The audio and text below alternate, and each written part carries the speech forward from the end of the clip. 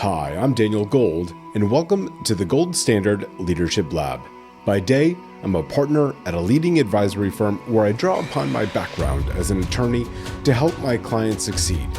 This podcast, though, is my personal project, completely separate and apart from my day job, but reflects the same passion that I exhibit everywhere for teaching, mentoring, and helping others succeed through simple, impactful lessons. It is my hope that you'll walk away with practical takeaways to help you on your leadership journey. Thanks for being a part of the community and for joining me in the Leadership Lab. Let's get started. Today, I want to walk through an unfortunate, but sadly, very typical scenario I have seen unfold countless times in over 20 years in professional services. I sit through a long internal meeting, and sure enough, there is a senior leader in that room, or virtually, that speaks for 12 minutes straight about a client challenge. And the language is beautifully polished. The frameworks are sophisticated, and every box seems to be checked at first glance, because everybody around the room and around the team's boxes on the screen, they're all nodding thoughtfully. When the meeting ends, I have a colleague come over to me and say to me, "What exactly are we supposed to do next?" The response I had was a bit of a smirk and a retort, and I said I literally have no idea. But he sounded really smart, didn't he? It sounds like a bad joke. And this is what we call performance theater problem. Look, it's not malicious. It's not even conscious most of the time. But it's actually damaging leadership effectiveness in ways that most organizations don't even recognize until the damage is already done. In psychology, this phenomenon closely aligns with what researchers call impression management. There is a gentleman by the name of Erving Goffman who introduced the concept in his 1959 work called The Presentation of Self in Everyday Life. And so Goffman used theatrical metaphors to describe how people perform different versions of themselves in social situations. So that was very interesting. And then if you fast forward to 1990, two researchers named Mark Leary and Robin Kolowski defined what they called impression management. It was very similar to Goffman, but here they defined impression management as the process by which individuals attempt to control the impressions that others form of them. And since then, organizational behavior scholars have documented how impression management becomes particularly pronounced in professional services environments, where credibility is the product being sold. So people who have mastered impression management position themselves near important work without actually doing the important work. Let me say that again. People who have mastered this concept of impression management position themselves near enough towards the important work that has to get done, but they don't actually do anything at all. They speak incredibly fluently about strategy without committing to implementation. All the corporate jargon is there. They seem thoughtful and very, very intelligent and very well articulated. And what happens is they collect credit through proximity and articulation rather than actual execution. Recent academic research on leadership, on performative theatrics, identifies this as a systemic issue. It's not a character flaw. Scholars document how leadership increasingly relies on performative gestures and ritualized interactions that convey some form of legitimacy rather than anything substantive at all. Leaders engage in performance theater because organizational dynamics reward it. Professional services firms are particularly vulnerable because the work is so intellectually complex, outcomes are often delayed, and success is ambiguous enough that sophisticated sounding analysis can substitute for substantive action. And the numbers here tell a story also. There is a company called Visor. It's a workforce analytics and people analytics software company where they surveyed corporate employees and found that employees across organizations spend an average of 1.25 days per week on productivity theater rather than work they consider meaningful. That same study showed that 43% of employees spend more than 10 hours a week on productivity theater tasks. So they are prioritizing tasks based on visibility, basically what will make them look valuable, over actual impact, which will actually advance the business, drive revenue, etc. 70% of the respondents in that same survey named their manager as the primary audience for this performance. So here's what makes performance theater so insidious, basically. It's really not about deception. Most leaders engaging in this behavior genuinely don't believe or don't understand that they are doing anything bad. They actually believe that they are contributing. They attend meetings, they raise considerations, reference frameworks, protocols, and they demonstrate thoughtfulness. The problem is that demonstrating thoughtfulness is not the same as driving decisions about making specific tasks and next action items and holding those that are accountable to ensure that they execute at the days or the times in which they said they would actually execute. So professional services amplifies this dynamic because, again, we sell credibility, we sell expertise. And when your product is judgment and advice, such as lawyers and consultants, the ability to sound authoritative becomes economically valuable in ways that isn't in, let's say, manufacturing or retail. So for instance, a plant manager who talks in circles easily gets exposed when production numbers drop. In consulting, not so much. Someone who can build an entire career is very sophisticated in this performative theatrics. Research on impression management shows that in professional contexts where making the right impression is critical, people are deliberately searching for cues regarding others' impressions of them, and then selectively attend to information that's relevant to making the right impression. So the behavior becomes self-reinforcing because it works, at least in the short term.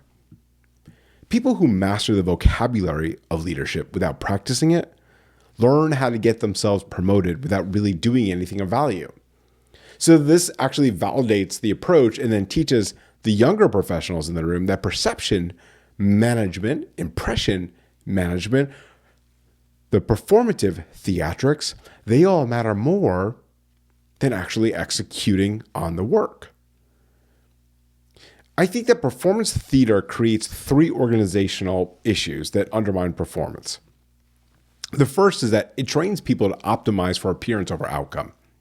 When the person who talks about innovation gets recognized more than the person actually innovating and implementing new processes, you teach your organization that perception beats reality.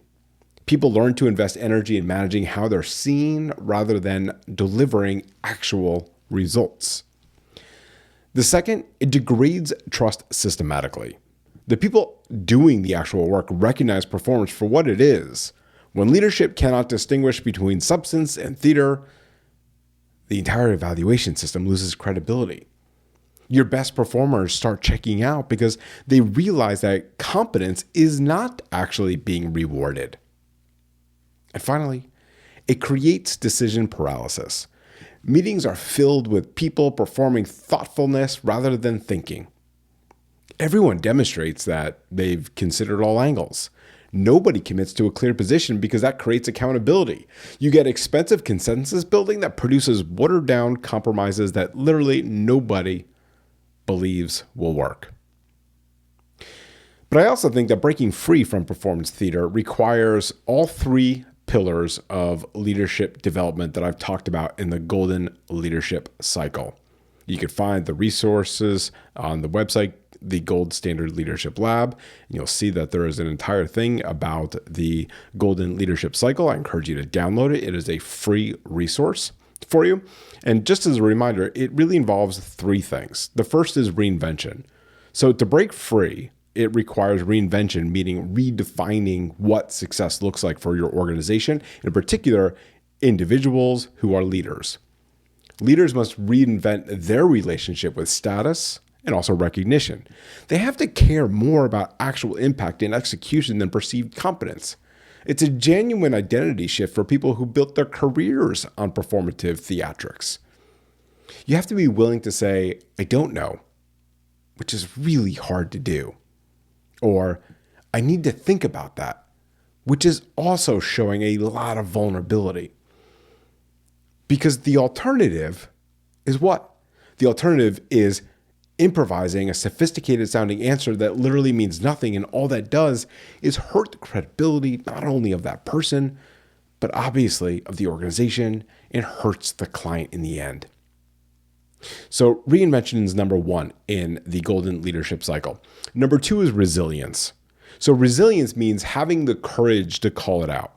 Look, when somebody speaks for 12 minutes without landing on a recommendation, I think it's okay to ask that person, so what specifically are you proposing that we do? Because this will do one of two things. The first is that you'll actually get a substantive answer, which is great. Or in the alternative, it's going to expose their lack of substance. And people do not like to be put on the spot. I know I don't either. But resilient leaders tolerate that discomfort because clarity matters much more than comfort. And that is what we have talked about many times on the Gold Standard Leadership Lab, which is the psychological safety at work. When you build environments where substance gets rewarded, even when it's less polished than performance, you are building a resilient corporate environment. And the third is empowerment. So empowerment is the third pillar in the golden leadership cycle, and it requires radical honesty.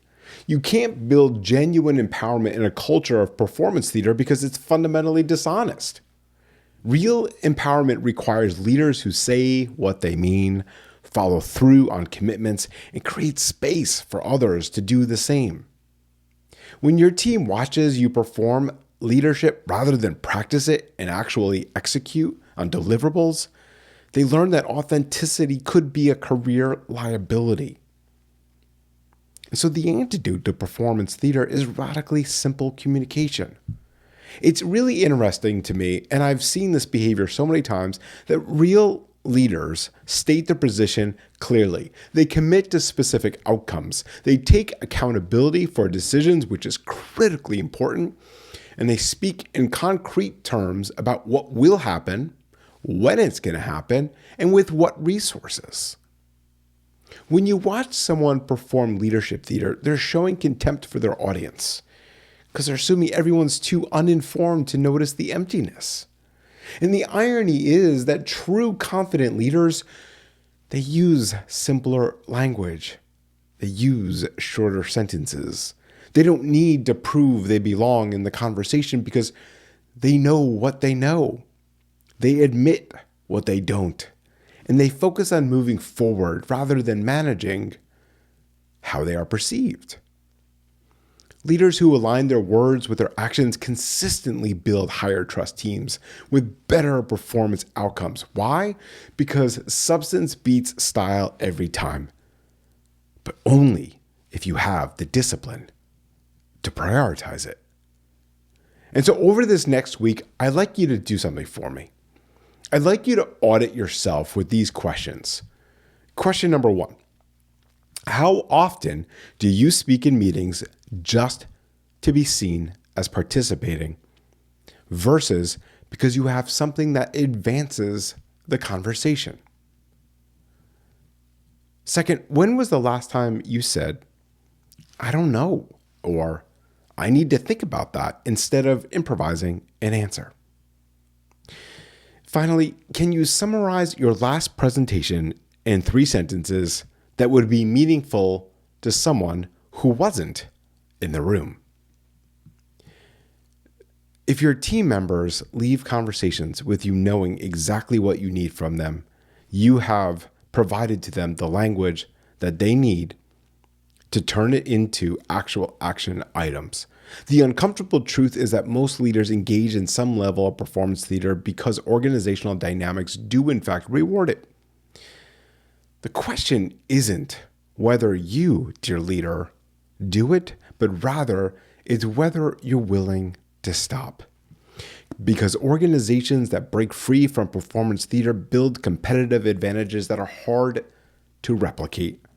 And when your leadership team commits to clarity over sophistication, decisiveness over deliberation, and accountability over impression management, well, you create an environment where your best people want to stay and your clients trust you to deliver. Great leaders can be articulate and substantive, but they refuse to let articulation become a substitute for action. The people around you already know the difference. You're just waiting to see if you're willing to acknowledge it. And remember, leadership isn't about perfection. It is about progress. Take this lesson, put it into action, and continue setting the gold standard in your own life and at work. See you all next time.